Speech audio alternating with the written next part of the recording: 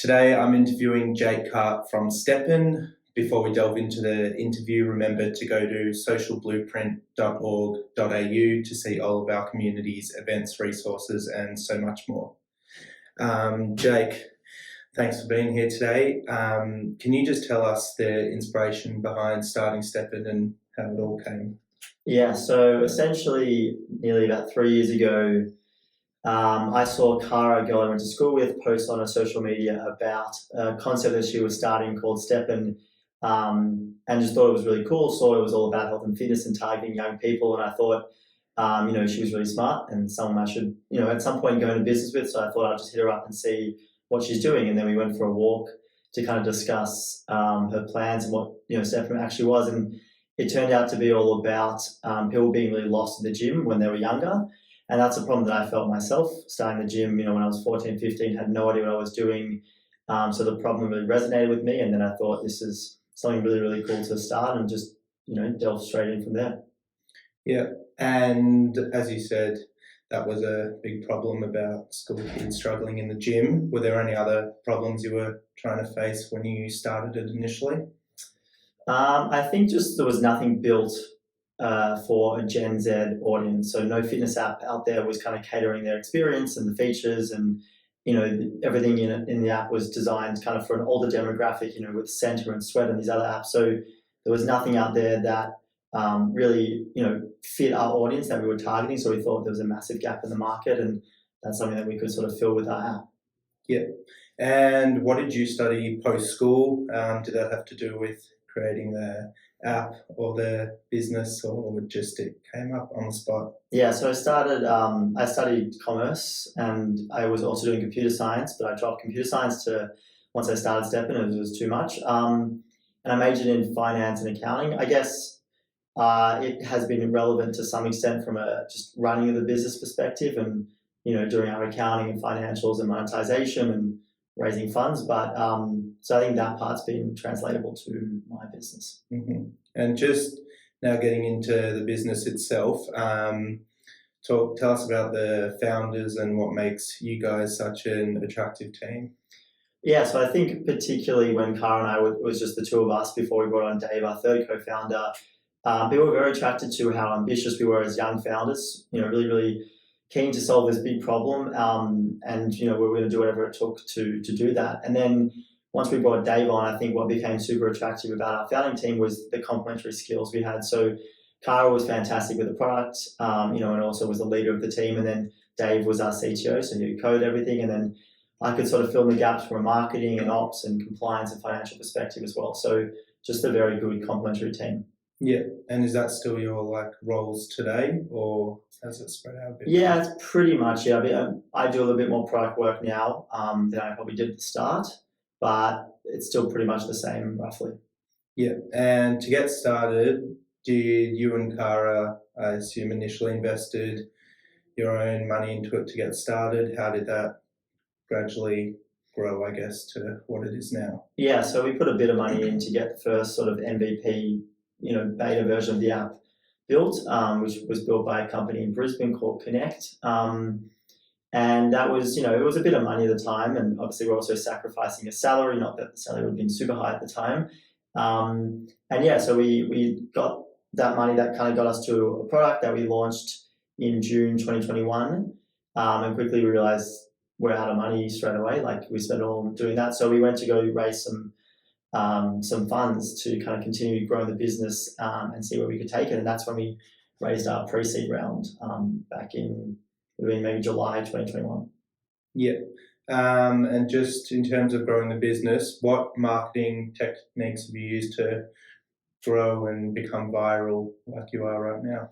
Yeah, so marketing from our perspective has been super scientific, the way we've got about it. So the first kind of thought process is, where are the users you're trying to target? What are they doing online? How can you get in front of them? So for us, it was pretty obvious that TikTok was going to be the platform that we're going to use. So then we kind of created a performance marketing strategy using TikTok and a very analytical approach to get all the right components together, from the video to what's said on the video to the copy used in the description and the call to action on the video, all those different components. And once we kind of got all that together, we started, combining the elements together, and then started running it, and it was working really well. And then from there, we kind of expanded it to the US and the UK and Canada and New Zealand. So we could sort of run the same ads across multiple countries for months, which was how we kind of grew really fast. Yeah. And was that funding you mentioned before predominantly for marketing or for the product itself? Like how was that used? Yeah, it was probably a mix. Half went to building out a team, so we hired a bunch of employees to help build the product. And then also probably the remaining went to sort of operating the business and marketing, so we could actually grow and test things and see how it would go. And what does your team look like today? So the team is not big. We actually grew to a team of 12, but then we had to cut back when sort of the markets were tough and people being very cash conservative. So now the team is 2 designers, 3 developers, and 2 people in product. Yeah. And you mentioned you've expanded to Canada, New Zealand, and some other countries. Where are most of your users based today? Yeah, most of them are in the US. It's kind of naturally where it grew the fastest, got the largest population. So yeah, I mean, mainly in the US. Biggest states would be like Texas and California, I think. Mm-hmm. And with your users, can you talk us through your revenue sources? Yeah, so we've been a free app up until about 3 months ago, the whole way through. Kind of logic was we're going to grow as this sort of social fitness app and expand really quickly, and then we'll figure out how to monetize later. And that was working, and then the kind of world changed, and that's not a kind of model that flies anymore. So we turned on a subscription model. So we charge users to use the app pretty much on a monthly basis, and they also get a free trial to use it. So the entire app now is paywalled, and you have to pay to use it. Mm-hmm. And is that your main pivot since you started, or have there been any other different changes in mindsets or your goals you wanted to achieve? Yeah, so when we went to raise our second funding round, people were very unsure how we were going to make money, and it kind of led us to get pushed a little bit towards becoming a bit of a creator marketplace, so allowing fitness creators to create content, workout programs, workouts, and sell that to their community of followers. And we built a completely new app that linked to our existing app, which helped us kind of raise the funds for that second round. And that actually, after a few months, didn't work. So we actually canned that app and then went back to kind of what we were doing before. So with a little bit more of a habit formation lens to our new focus. Mm-hmm. And how would you say, like, how do you cater to such a wide range of individuals, or is it very specific to Gen Z? Yeah, it's Gen Z. It's Gen Z females as well. So that was never our kind of intention. I mean, it was always to be young people. It was never intention to be just purely female, but you kind of get led on the path that your users take you, and that's the people who are most interested in what we're building and who are willing to speak to us and understand what their problems were. So that's kind of where it's led today. And their users range from 12 to 18, all female. Mm-hmm. And can you tell us about any success stories so far, if there have been any, from users using the app? Yeah, I mean, well, we've got over 400,000 users using the app, so I think we're having an impact in that regard. Helping thousands of people shape their health and fitness habits. And we get a lot of positive feedback from App Store reviews and just comments to our users about how it's helped them build their confidence and feel better about themselves, and sort of the small things that we know matter to Gen Z more than just how do they look in a specific way or how much weight do they lose. So yeah, that's more our focus as well. And how do you maintain yourself like a strong connection with the users, whether it's you or just the team?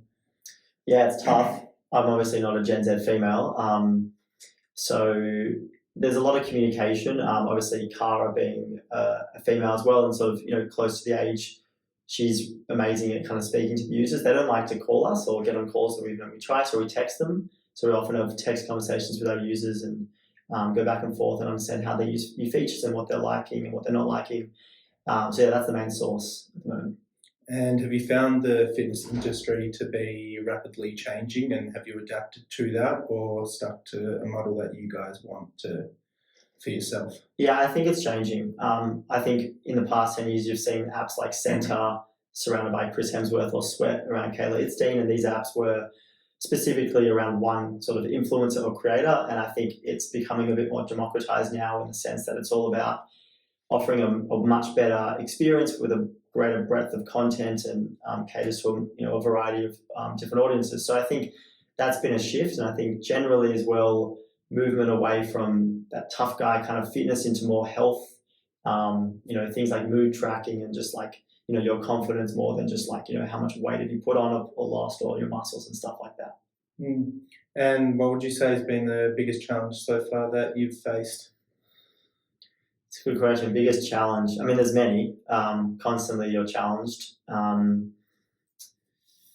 just think day to day is just, doing something completely new. So every single day I'm, working on a new skill or trying something new that I've never done before, and you just kind of have to fake it until you make it, I guess. But so learning really, really fast is probably the hardest challenge, and you're kind of thrown into the deep end with no idea what to do. And every year you look back and think, wow, I had no idea what I was doing last year. And next year I imagine I'll look back and be like, I had no idea what I was doing again. So I think just learning really, really fast on the job is the biggest challenge.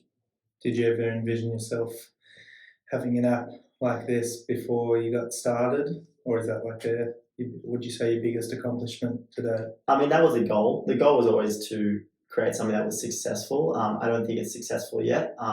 It's got a long way to go, but if you sort of said this is where I'd be after a few years, I'd be pretty stoked about the result. But in saying that, there's plenty more work to be done, so not over yet.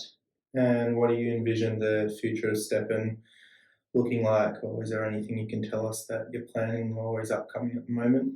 Yeah, so we're kind of expanding a bit into like much more health, a bit more broader in our focus.